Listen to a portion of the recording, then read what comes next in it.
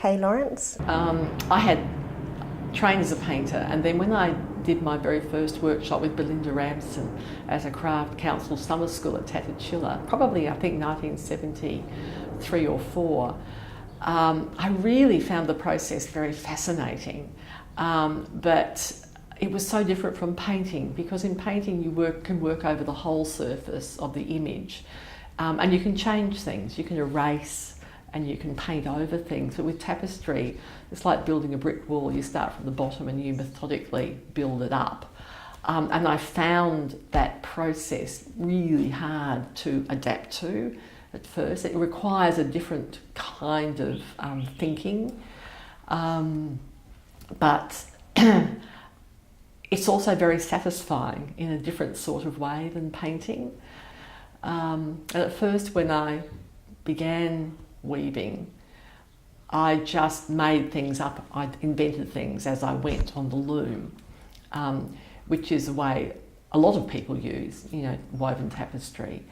But then when I did a workshop with Archie Brennan, I suppose he really helped me to understand that there's a process, I suppose, to tapestry weaving, which is about solving problems. But he used to say, you can't change. Tapestry is like life. You can't change what you said yesterday, but you can modify it by what you do today. So it really made me understand the sort of principles, I suppose, of tapestry weaving, that you can actually, if you're paying attention to what you're doing, you can modify the section that you're working on today to relate to the things that you've put there in the past, that it is a process of developing and growing on the loom. So even if you have a design, and I really do work from an original design that might be made in another medium, the little decisions that you make about the translation process sort of take you on a particular sort of path, and you're constantly thinking about what you're doing, modifying what you do in relation to the work that's already on the loom. People often think that translating an image from one medium into another is like copying, but it's much more complex than that. And I have actually woven two tapestries based on the same image, and they were quite different, because the decisions you make at the beginning in a way set up the decisions that follow. And so while it might have superficially looked similar, it was actually quite different. So with time and experience, I came to really, I suppose, love that process of intense problem solving and intense paying attention to actually what you're doing. And the slowness of the medium actually became an advantage, that you didn't have to think really quickly all the time, that you could, sort of ponder and think yourself into the image as you were weaving it. And in some of the passages that were easier to weave, I think you enter this sort of meditative state where half of your mind is engaged with what you're doing, and the other part of your mind is sort of pondering things, just sort of drifting. And I imagine it is a sort of a bit like a meditation. And I would find that I often have insights into things, not consciously thought of, but thoughts would just pop into my mind through that process. And I became very addicted, I suppose, to that slow meditative process of weaving. People often find it quite difficult, those rhythms, or first of all, warping up the loom, where I use a continuous warp, so you wrap the warp round the loom, but just getting the tension right is quite tricky. So you really have to have a sense of how tightly you're pulling the warp, and all that takes experience. And then with the weaving process at first, before I began to use leashes, just be able to pick up every second warp with your fingers and then pass the bobbin through in a fluid sort of movement. It took quite a long time to learn that and to sort of feel comfortable with that. And even the beating down of the weft between the warps, so that your tension was accurate, so that the weaving didn't go in at the sides. I suppose they're bodily movements that once they've become naturalised, you just take it for granted. And I've noticed through teaching, it takes people a while to develop their own sort of rhythm. But once you have internalised that process, you don't even think twice about it, you just sort of do it automatically. Although I must say that if you don't use those skills all the time, you lose them. Because when I started weaving again after a period of almost 8 or 9 years of not weaving, the first little tapestry I did just went in at the sides. I was horrified. But I had really just lost that ability to just automatically sense whether the weaving was too tight or not. I mean, I quickly got that sense back again, but going in at the sides is one of the most basic mistakes a beginner can make. Oh, well, for me, the process begins with the image that I'm going to weave. Because as I said before, I am interested in translating the qualities of one image into woven tapestry. So I do a lot of drawing, I suppose I would call it drawing. And often it's just responding to things that really interest me. They're not drawings made specifically for tapestry. And I will need to sort of sit with those drawings for quite a long time before I decide that one of them is resonant enough to actually weave. So that really for me is the first part of the process, is making that decision, and that's really critical in terms of I suppose having an image that's going to be interesting enough to warrant spending that much time on it. Then I would do some colour swatches to try and develop, I suppose, a range of colours that would sort of match the colours in the drawing. And I use mixing yarns to get that colour relationship. So that can actually take quite a long time of trying different colour combinations to get the liveliness of the colour. That's really crucial for me because colour can sometimes look quite dead. So I use not just woolen yarn, but I'll use mercerised cotton and linen as well. And I often mix yarns together, so using, say, complementary contrast. So I might pick a sort of warm orangey, greyed off orangey colour with a sort of bluey grey and mix them together. And you don't really see those colours when you look at the final colour, but they give a sort of life and liveliness to it.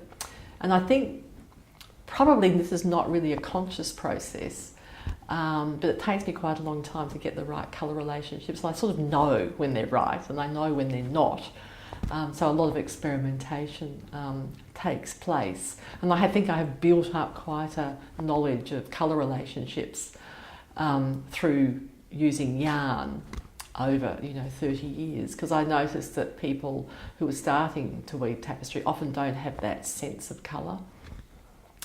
So after developing some strips exploring colour relationships, then I'll try to interpret a section of the design just to sort of work out how to make the shapes. And if it's really complicated, I might have to do that 2 or 3 times on the one strip, just trying out different ways of getting that shape to work in woven tapestry.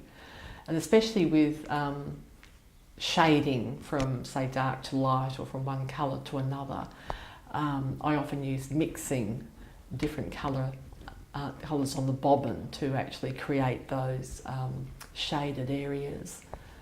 And if the image is quite complicated, I might do a number of those little, I suppose, test strips to develop the interpretation. And I did learn this from, I think, Archie Brennan, and also, sorry, I didn't learn it from Archie, I learned it from Maureen Hodge when I was at Edinburgh College of Art.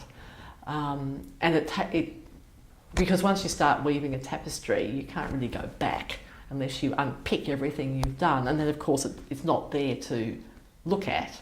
So when I was at Edinburgh, I learnt the value of doing test strips, because you've always got them to refer to.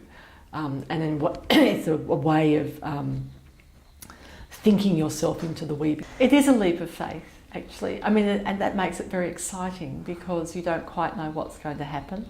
I mean, every tapestry is a journey, and you begin it, I suppose, with this sense of excitement about how it can turn out.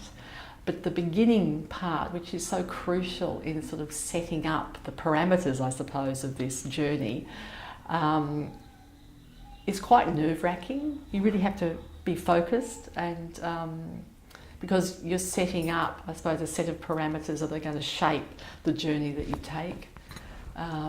But for me, it has to have that excitement and that unknown quantity for me to have the tenacity to finish it, because sometimes you can work on a tapestry for a year, 7 hours a day, 5 days a week, 6 days a week even. And unless it's interesting, then I would get bored very, very quickly. So it has to throw up challenges and problems, I think, for me, to warrant, that sort of engagement with the work. So that's why I say it's so important to choose the right image. And so it's really hard, it's very hard to put into words how you go through that process.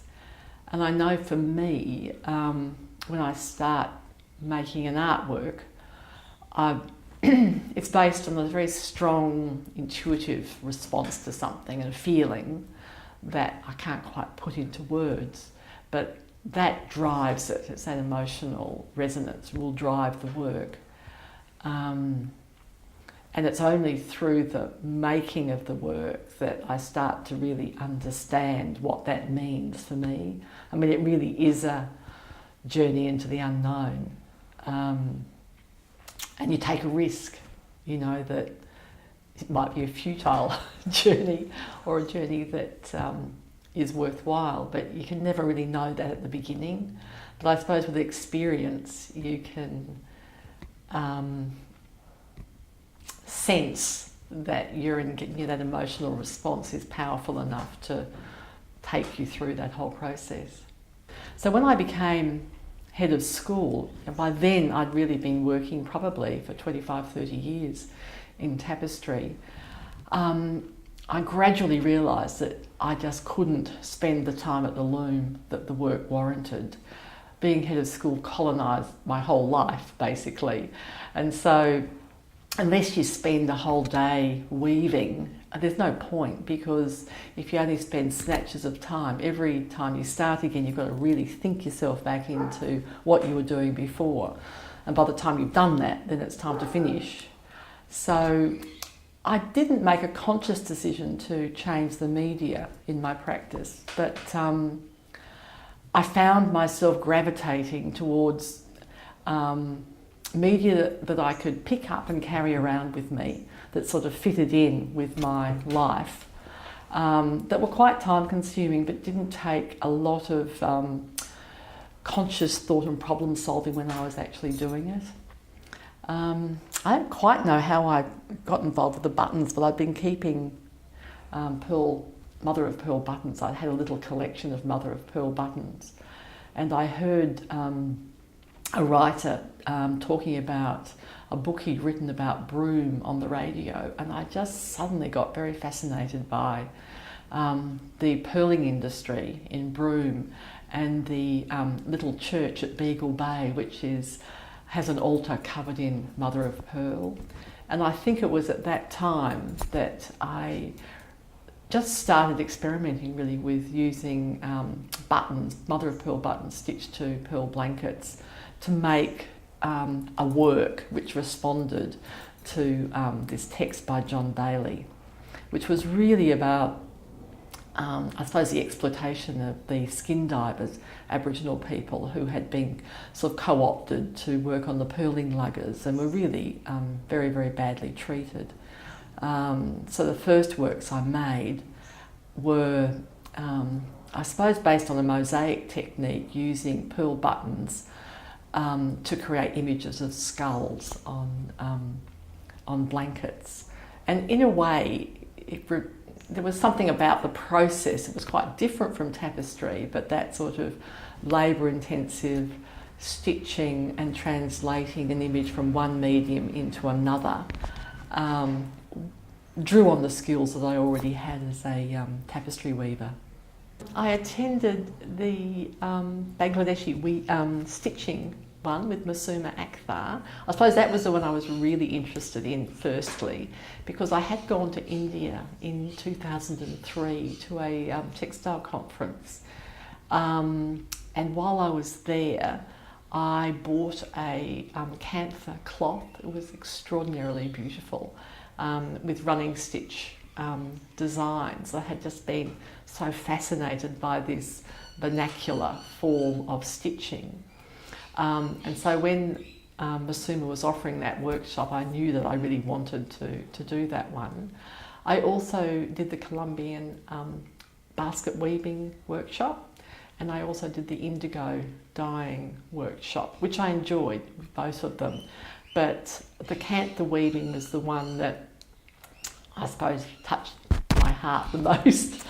And I suppose it was the stitching, the very simple stitching. I mean, I suppose running stitch is a bit like tabby weaving, you know, over and under and over and under. So I suppose it had that resonance for me. And I found after the workshop, I really wanted to make a piece that was made up as I went along, so not planned out like a tapestry, nothing to do with interpretation, but just using the idea of patching old cloths together, which I suppose is the basis of camphor weaving, and then holding them together with running stitch. So I have collections of cloth at home. I suppose like most people involved in textiles, you find yourself compulsively collecting bits of cloth from op shops. And when I was involved in weaving the Murray, we collected a whole lot of cloth, gingham cloth plus plain cloth, at a place in Victoria near the River Murray. And I had a whole lot of this stuff in my cupboard. So one day I just pulled out all this cloth in the cupboard and laid it out, and then just created two-pieced pieces of cloth, just cutting them and joining them with the sewing machine, using only cloth that I had. And so I placed one on one side, one on the other side, so they were quite different front and back. And it was really exciting, actually. And then I decided I would just cover them with running stitch, and I would use the piecing, the pattern of the piecing, as my guide. So I'd if there was a colour on one side, I might reproduce that colour on the other side, and I'd follow the edges of the cloth. So it was interesting to stitch, even though it was very repetitive, because I never quite knew what I was going to do next. And so that took me over a year to make, but it was wonderful because I could just cart it around with me, sit and watch it. You know, if I ever watch television, mostly I listen to the radio and stitch it. And so, yeah, it was a very pleasurable work to make, but I suppose I was also interested in the space it created for just thinking. So it did have that quality of the the woven tapestry process, because it was so slow, that it does create this meditative space. Oh, by the way, when I made that work, I kept a diary, and every time I stitched it, I would try and record what I was thinking at the time. Louise Hazelton had bought me back a little red-covered diary, or little book, I suppose, with blank pages in it from India. And so their work is called Day by Day. And so really I just recorded my thoughts. Often they're just very banal, but sometimes I would have interesting thoughts when I was stitching the work. So it's about the process of time, time passing and the space that creates. Oh, well, I was so excited by learning the process and actually doing my own little foray into Kantha. I became really more interested in Kantha. And also Masuma was such a lovely person. I thought, what an opportunity to not only develop my understanding, a sort of deeper understanding of the process, but also to work with someone from a completely different culture. So that was why I applied. I was really excited about, I suppose, the opportunities that would open up to extend not just my own practice, but also my own knowledge and understanding of another person's life and culture. And so I was very pleased when Masuma and I were partnered together in the traditional crafts process, and how we have begun to develop a sort of collaborative work together. I suppose what we're doing is, we had a discussion about what we would do, and we realised that it would be impossible to make a collaborative piece on one cloth. In Kantha, traditionally, it's often a cloth that might be the size of a bed. You know, there might be a wrapping cloth, or you can have little small cloths that might be used for ritual purposes, you know, for lying underneath a baby or food, etc. And so, because of the logistical difficulties of us both getting together to actually stitch on one cloth, we decided that we would make a series of smaller cloths, and we'd, you know, each stitch, say 5 or 6, and they would go together as a sort of, I suppose, a installation on a wall. And we decided we would just work from our own experience of place.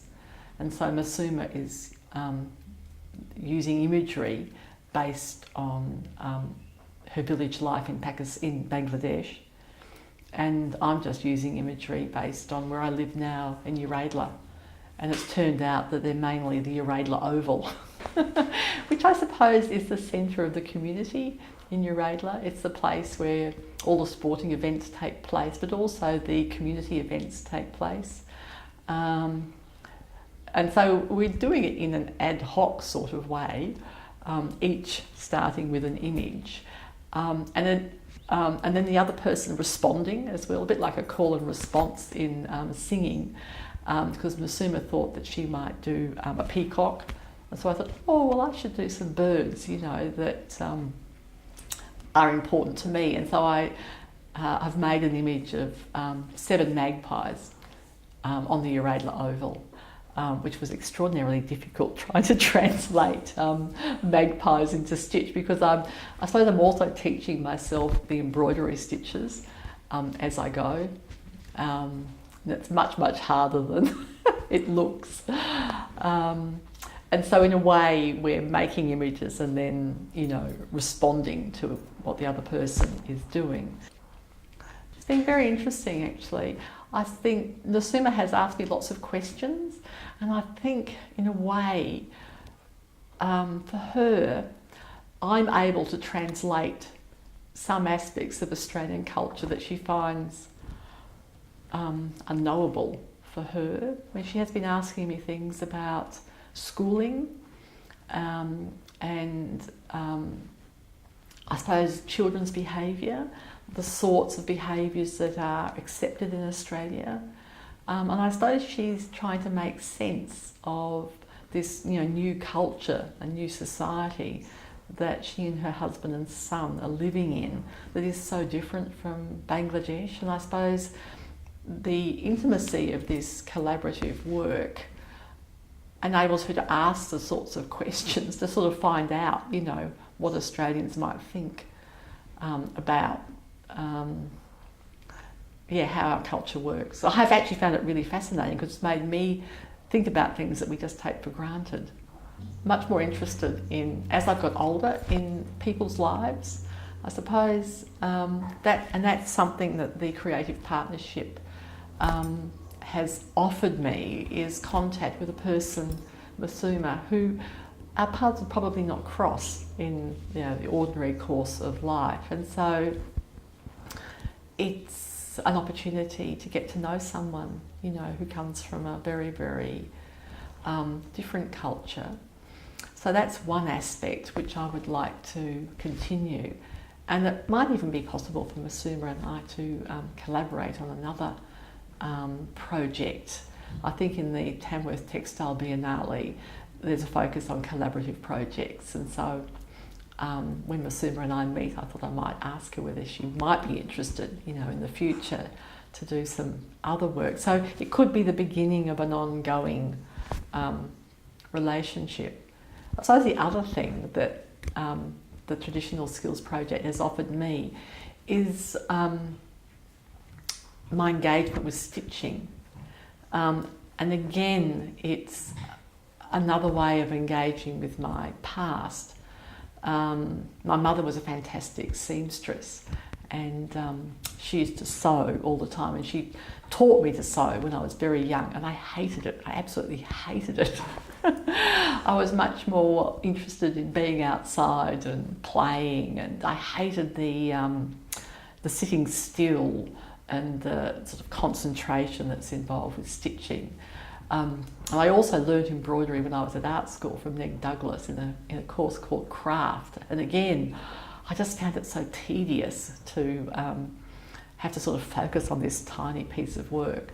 And I completed all the projects, but they were sort of grubby by the time I had completed my embroideries.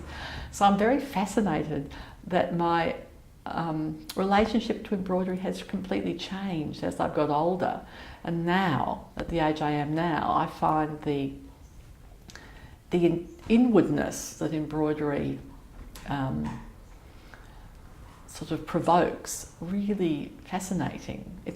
For me, it's quite different from tapestry, where you sort of sit at the loom and you're sort of looking out in a way, although you might be very concentrated on the weaving. Somehow or other it seems sort of more outward looking, whereas with embroidery you're sort of looking inward, you're actually looking down, you're looking at your cloth, and so it's a very intimate, inward looking, deliberative process. And I find it so fascinating that now I find this really appealing way of working, whereas when I was younger I just found it so restrictive and difficult. I just didn't have the concentration or the patience to do it. So that's also, I suppose, what it's offered me, is that re-engagement with a way of working that I would have rejected when I was young, but now find very, very productive thinking.